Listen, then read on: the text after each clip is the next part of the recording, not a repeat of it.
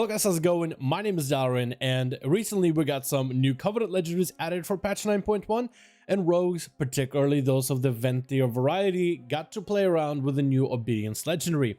Whether you crafted this Lego or are still on the fence whether you should, I decided to craft it, at least at a rank 4, and test out the legendary effect, try it out, and see how well it works for the 3 different specs. In this video I want to go over this legendary, how valuable do I think it's going to be for Outlaw Rogue, Subtlety, and Assassination, and from my testing, just what makes this Lego one of the more considerable Legos that I think you definitely should check out going into this patch 9.1. So first of all, let's take a look at Flagellation, the legendary. Every time you get a stack of Flagellation, normally just grants you haste, but with this legendary you also get 0.5% of versatility. So you get the haste for the full value and also tagged on half value versatility stacks. That means that 30 stacks of Flagellation you'll get 15% versatility to your character. This versatility buff persists on the enemy target while the debuff is on them and you're stacking Flagellation, as well as after the debuff has fallen off and you keep the stacks of Flagellation afterwards. Also, there's an extra cooldown reduction mechanic where for every common point you spend while Flagellation is active, it reduces its cooldown by 1 second. With the right use of Flagellation running this legendary, it'll amount to reducing Flagellation's cooldown down to a minute instead of a minute 30, so you're cutting off about 30 seconds, but it will mean that you'll need to be a little bit better at handling your common point management and spending, like making sure you build up full common points before you start your burst rotation with Flagellation. So now that we covered the abilities, take a look at how useful is it for all 3 specs. We'll start off with the Outlaw Rogue, and this section is going to be pretty quick. Outlaw Rogue does gain some benefit from Flagellation, as well as the Obedience legendary, but not nearly as high. This legendary actually has been nerfed. Prior to this, it used to read that for every stack of Flagellation it gave you a full % of versatility, and got nerfed to 0.5%. Before the nerf for Outlaw Rogue, this was looking like a really strong single target legendary. Versatility is a fantastic stat for you. I mean, crit and haste are also pretty good, but versatility impacts all of your abilities' damage. So this one is actually going to be pretty sizable in terms of giving you the value as an Outlaw Rogue. For pure single target situations, this legendary is pretty close to some of the other rogue legendaries like Celerity, Greenskin, maybe even Guile, but it does fall apart when it comes to AoE cleave situations. I mean, it's no surprise that Outlaw Rogue is a spec that's mostly played in Mythic Pluses and in cleave situations. Some players just prefer playing Assassination and Subtlety when it comes to boss damage. Can Outlaw Rogue compete in single target? Yes, it can. But you could also craft Celerity, which is going to be pretty close to Obedience, as well as the Greenskin Legendary or Guile, and all those other legendaries will be fairly decent in cleave situations, in pure AoE situations, where Flagellation Obedience Legendary is going to be mostly good in that pure single target. It's not a terrible legendary, there are just other choices that are a little bit more competitive when it comes to the overall overarching view of what Outlaw Rogue damage profile is. Now let's take a look at the legendary when it comes to Subtlety rogues. And for Subtlety, we have some good news. It is an absolutely fantastic, probably one of your best legendaries you could think of. This thing is massive. The versatility it gives you is your kind of bread and butter stat. Mastery is great, haste is good, crit and versa though are the backbone of Subtlety right now. You want that stats whether you do an AoE or single target, and this ability just gives you loads of it. It's also very easy to stack for Subtlety. Thanks to Shadow Blades, you're able to build it up in the opener super easily. Now let's talk about the cooldown reduction. With about a minute CD on Flagellation, it lines up super well into your Shadow Dance windows, which means that every second Shadow Dance you should have a Flagellation available inside of a dungeon or a trash bag, which means a lot. That means that's a lot of your damage is coming out during your Flagellation. Those shadow strikes during your dance are going to make those common point generation and spending really easy. And if you're playing, let's say, a single target build with Shadow Focus talent, which reduces the cost of those abilities, it'll be consistent in terms of getting those common points, spending them over and over and over when it comes to playing the Obedience build. Also, a big bonus, it is amazingly easy to use in AoE situations, because your Shuriken Storm is going to generate a common point per target hit, which essentially means you'll spend a global generating full common points, then a global spending all of them. And while Flagellation is on the target, you're actually going to have a faster cooldown than a minute, maybe close to like a 50 or 45-ish seconds or so, which could be really, really fun.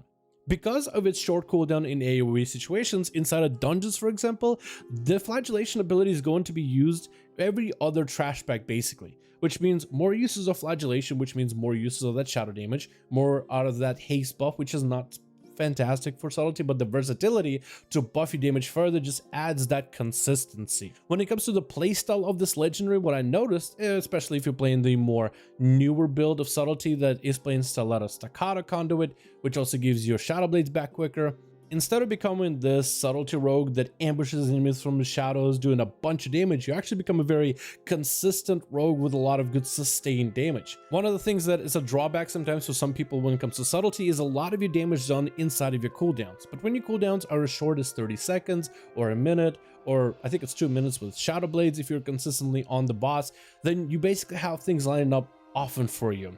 So instead of feeling like your damage is spiky when you have cooldowns and none when you don't have any, because your cooldowns are so short, it kind of just almost creates this consistency for the spec, feeling more consistent. Rather than feeling like you're bursting enemies down in damage, you're kind of just consistently rolling out cooldowns and doing consistent, sustained damage.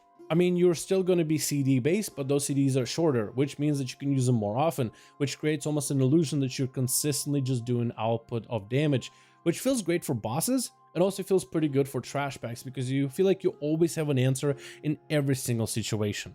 Then we have Assassination Rogue, and for Assassination, it's going to be very similar to Subtlety, but a little bit differently. Where Subtlety was fantastic for the AoE, for Assassin is going to be more single target focused.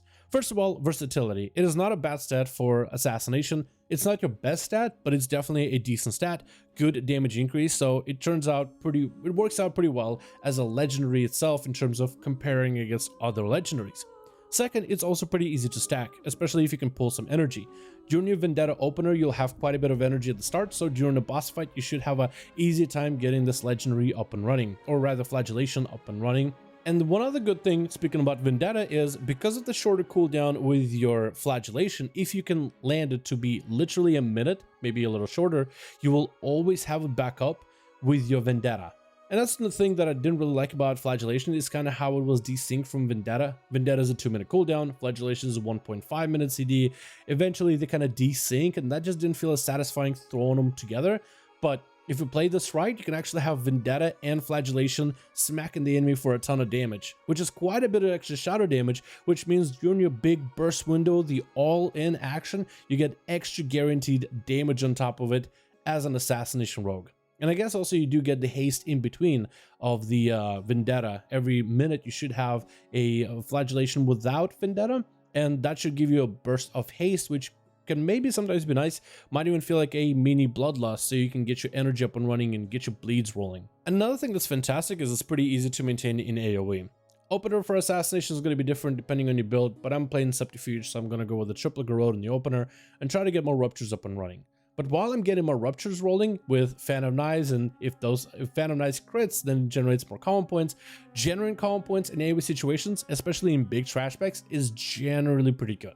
It's very RNG whether you generate extra common points or not, but in more cases than none, you are going to generate the extra common points in order to just get as many finishers out. So during trash pack situations, especially as you get all your Ruptures and Garrotes up and running, once you get your Venomous Wounds, ticks rolling, that's just a ton of energy, so you will never run out of energy. Spamming abilities to generate common points, spending them as quickly as you can, and it ends up working out really well in dungeons, which I really liked. Because of its short CD, that means you get a lot of use inside of trash packs, so that's kind of cool. This legendary for Assassination does have a little bit of uniqueness, the fact that it can be used in single target as well as in AoE. Normally, Assassination has really strong single target legendaries or really strong AoE legendaries. It's usually a pick between Zoldyck for AoE and all the bleed damage that you do, which makes sense in AoE since you'll have everybody dotted up with the Rupture, Garrote, and Crimson Tempest, which kind of sort of works okay for bosses, but only during that execute last 30% of the boss window, which isn't optimal.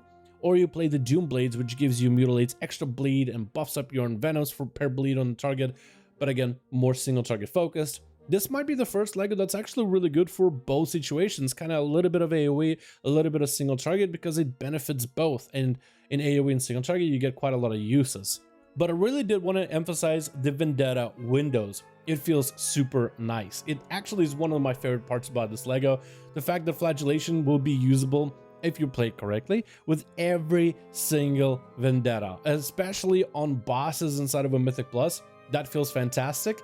Just knowing that Flagellation always lines up with your vendetta, so it's much easier to manage. But also that punchy, bursty damage that we all enjoy of Assassination, it's even more emphasized with it.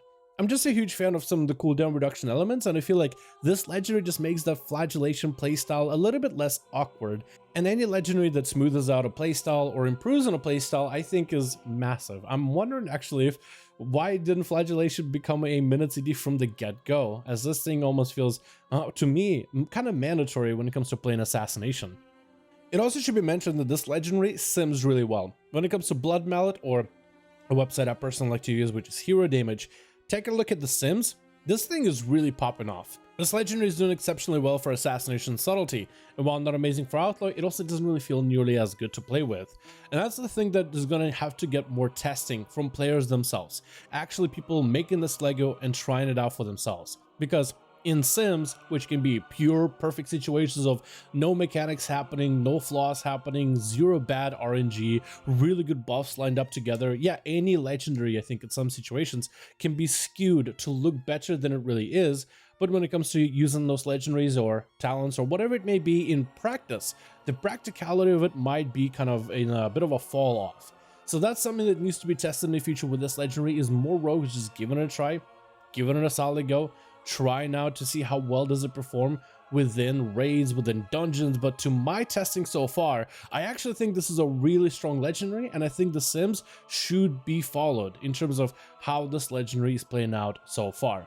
But anyway, thank you guys so much for checking out this video. Let me know what you think about the Obedience legendary for Venthy rogues. Is that going to be enough to make your rogue go Venthier if you are not Venthier so far? Is that something you want to check out yourself? And if you are going to craft this legendary, I would craft it at like a rank 4. Don't spend your soul cinders just yet. Those things are way too precious. Just get some soul ash from Torghast. Craft this legendary at a base version, rank 3, rank 4, whatever you can afford, or whatever, however much gold you have on the side, just to try it out. The effect of this legendary is going to be big enough for you to really feel a difference. And then let me know in the comments, how do you feel about this legendary? How does it perform for you? If you like it or not, or just head over to our Discord, link down below in the description of every video, and then just let me know there. Thank you guys so much for watching this video. I do hope you guys enjoyed. Let me know what you think about Obedience. And as always, I'll see all of you in another video.